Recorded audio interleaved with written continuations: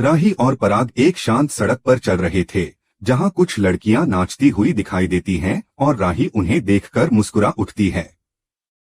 उसकी आंखों में चमक होती है और वह पराग की तरफ देखती है, जो चुपचाप उसकी खुशी को निहार रहा होता है। वह कहती है, धन्यवाद, आपने मेरे सपने को हकीकत बनाने में मेरी मदद की। अगर आप ना होते तो शायद मैं कभी डांस एकेडमी के बारे में सोच भी नहीं पाती। पराग मुस्कुराता है, लेकिन राही उसे टोकते हुए कहती है, अब आपको भी अपनी दुनिया में लौट जाना चाहिए। आप घर में बैठकर अखबार पढ़ने वाले शेर नहीं हैं। आप उस जंगल के राजा हैं जिसे बिजनेस वर्ल्ड कहते हैं। जब आप अपने सपनों के पीछे दौड़ेंगे, तभी मुझे अपनी एकेडमी खोलने की खुशी होगी। इस दिल को छू लेने वाली बातों के बीच दूसरी ओर अनुपमा को यह खबर मिलती है कि राही अब डांस एकेडमी खोलने जा रही है, और यह जानकर वह आश्चर्य और सुकून दोनों से भर जाती है। प्रेम उसे बताता है कि पराग राही की मदद कर रहा है, तो अनुपमा को बेहद राहत मिलती है। उसके चेहरे पर एक मीठी मुस्कान खिल उठती है। वह कहती है, मेरी बेटी अब अपने पंख फैला रही है, उड़ने के लिए तैयार है। वह प्रेम को धन्यवाद देती है और राही के लिए दुआ करती है। उसका चेहरा एक माँ की खुशी से दमकता है। उधर माही बेचैनी से फोन देख रही होती है, क्योंकि प्रेम उसका कॉल नहीं उठा रहा होता। उसे लगता है कि मोतीबा अब उसके खिलाफ होती जा रही है। तभी मोतीबा वहां आती हैं और सभी को खाने के लिए बुलाती हैं। खाना खाते समय मोतीबा राजा से कहती हैं कि अब उसे भी काम सीखना चाहिए और प्रेम से मार्गदर्शन लेना चाहिए। यह सुनकर मीता असहज हो जाती है। उसके मन में यह बात गूंजने लगती है कि पहले अनिल ने पराग के लिए सब कुछ छोड़ दिया था और अब राजा भी प्रेम के पीछे चलने वाला है। गौतम, जो हमेशा मीता के कान भरने में लगा रहता है, वहां आता है और मीता को भड़काते हुए कहता है कि इतिहास खुद को दोहराता है। पहले अनिल ने पराग को आगे बढ़ाया और अब प्रेम के हाथों राजा की बारी है। तुम देखना, प्रेम और माही मिलकर सब कुछ हथिया लेंगे। मीता यह सुनकर घबरा जाती है और वह कल्पना करती है कि कैसे मोतीबा और माही मिलकर उसे घर से निकाल रहे हैं। सपने में माही कहती है कि अब सब कुछ उसके और प्रेम के नाम है और मीता के पास कुछ भी नहीं बचा। मोतीबा उसे घर से बाहर निकालने के लिए कहती हैं और परी भी राजा से तलाक मांग लेती है। यह सपना इतना डरावना होता है कि मीता झटके से उठती है और तय कर लेती है कि अब वह अनिल से खुलकर बात करेगी। इस बीच अंश घर में खाना मांगता है, लेकिन प्रार्थना उसे बताती है कि घर में कोई नहीं है और वह चाहे तो वह कुछ बना सकती है। अंश कहता है कि वह नूडल्स खाना चाहता है। प्रार्थना खुशी खुशी नूडल्स बनाती है और दोनों मिलकर खाना बनाते हैं। अंश जब नूडल्स खाता है तो वह बहुत गर्म होते हैं और प्रार्थना उन्हें ठंडा करने के लिए फूंक मारती है। यह मासूम पल लीला देख रही होती है और चौंक जाती है कि कैसे दोनों करीब आ रहे हैं। दूसरी ओर अनुपमा और प्रेम चाय पीते हुए बातचीत करते हैं। अनुपमा स्पष्ट शब्दों में कहती है कि वह अब शाह और कोठारी परिवार की किसी भी कहानी का हिस्सा नहीं बनना चाहती। वह प्रेम से कहती है कि 8 महीने जो कुछ भी हुआ, वो अब उसके जीवन का हिस्सा नहीं है। मैं वापस नहीं लौटूंगी। ये शब्द सुनकर प्रेम चौंक जाता है, लेकिन वह कुछ नहीं कह पाता। अनुपमा का फैसला अटल होता है। इधर प्रार्थना और अंश के बीच के मासूम पल जारी रहते हैं। दोनों मिलकर नूडल्स बनाते हैं और साथ समय बिताते हैं। वहीं दूसरी ओर अनुपमा और प्रेम गणपति बप्पा की आरती में शामिल होते हैं। इस आरती में राही भी अपने अपने स्थान पर शामिल होती है। अनुपमा ईश्वर से प्रार्थना करती है कि राही को जीवन में सफलता और शांति मिले। वहीं राही यह कामना करती है कि अनुपमा फिर कभी उसकी जिंदगी में ना लौटे। दोनों की प्रार्थनाएं एक दूसरे के विपरीत होती हैं, लेकिन दोनों ही ईमानदार होती हैं। आरती के बाद अनुपमा प्रेम को प्रसाद देती है और कहती है कि यह राही को जरूर दे देना। प्रेम घर लौटता है और राही गुस्से से उसे डांटती है कि वह कहाँ चला गया था। अगले ही पल वह उससे लिपट जाती है और पूछती है कि मुंबई का ट्रिप कैसा था। प्रेम हल्के से अनुपमा का नाम लेता है, लेकिन राही सुनते ही नाराज हो जाती है। वह चाहती है कि उसकी जिंदगी से अनुपमा का नाम भी मिट जाए। प्रेम चुपचाप उसका वीडियो रिकॉर्ड करता है जब वह मुस्कुरा रही होती है और वो वीडियो अनुपमा को भेज देता है। अनुपमा वीडियो देखकर भावुक हो जाती है। वह मुस्कुराती है और भगवान का धन्यवाद करती है। अगली सुबह वह बारिश का आनंद ले रही होती है। भारती उसे देखकर कहती है, काफी समय बाद तुम्हें मुस्कुराते हुए देख रही हूँ अनुपमा। अनुपमा कहती है कि यह मुस्कान शायद लौट आई है क्योंकि उसे भरोसा है कि राही अब अपनी राह पर चल पड़ी है। इधर जसप्रीत योगा सत्र आयोजित कर रही होती है जहां मोहल्ले की महिलाएं इकट्ठा होती हैं। भारती अनुपमा को बताती है कि जसप्रीत योगा सिखाकर पैसे ले रही है और उसकी वीडियो बनाकर चैनल पर डाल रही है। इस दौरान योग करते हुए सरिता का हाथ अकड़ जाता है, लेकिन अनुपमा फौरन उसकी मदद करती है और उसे आराम मिलता है। सरिता खुश होकर धन्यवाद कहती है। जसप्रीत ताना मारती है कि अनुपमा के इस टैलेंट के भी पैसे लगेंगे, मगर अनुपमा सब हंसते हुए सुनती है और अपने मन की खुशी में खो जाती है।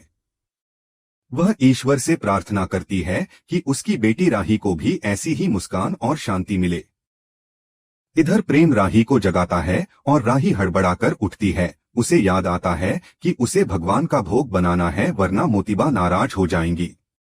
यहीं से अगली सुबह की हलचल और नई चुनौतियों की शुरुआत होती है। राही जैसे ही श्रीनाथ जी के भोग के लिए तैयार होकर आती है, उसके कदम थोड़े लड़खड़ा जाते हैं और वह पैर दबाते हुए धीमे धीमे चल रही होती है।